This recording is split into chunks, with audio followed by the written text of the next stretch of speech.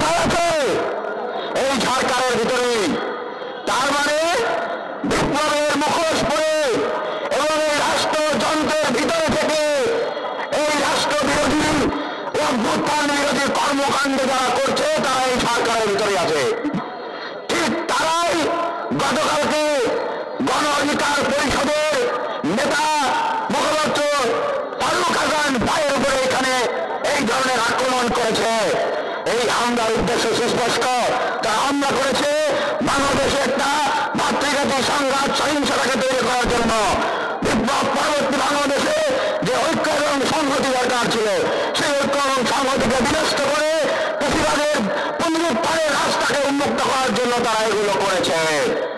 সংগ্রামী সাথী ও বন্ধুগণ, এখন পর্যন্ত তাদের কাউকে গ্রেফতার করা হয় নাই।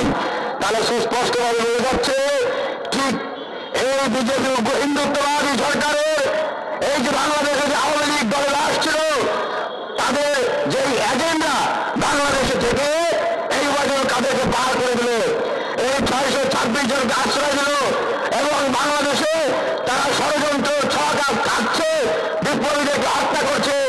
এইটা তাদের এই কর্মকাণ্ড ছিল, অংশ ছিল। তাই আমরা বলতে চাই, এই যে আমরা গতকালকে থেকে প্রকাশ করে দিলাম, এই যে শরীফ হিল্লাল তনয় নামে যে সন্ত্রাসীরা জঘন্য ভাবে জঙ্গি কায়দায় ভারত ভাইয়ের উপর হামলা করলো, তাদেরকে এখন পর্যন্ত গ্রেফতার করা হলো না।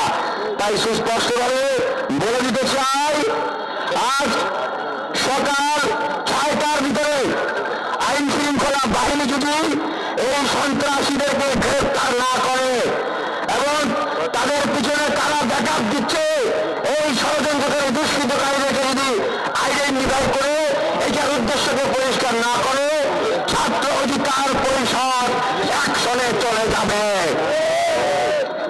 আমরা অ্যাকশনে চলে যাব, তখন কিন্তু বলতে পারবেন না যে আমরা এই সরকারকে সম্মান করছি না, শ্রদ্ধা করছি না, এই সরকারের কথা আমরা শুনছি না, মানছি না। যখন আমার জীবনের নিরাপত্তাও আপনি দিতে পারছেন না, তাহলে এই সরকার দিয়েছে আমি গোড়ার্দন করব?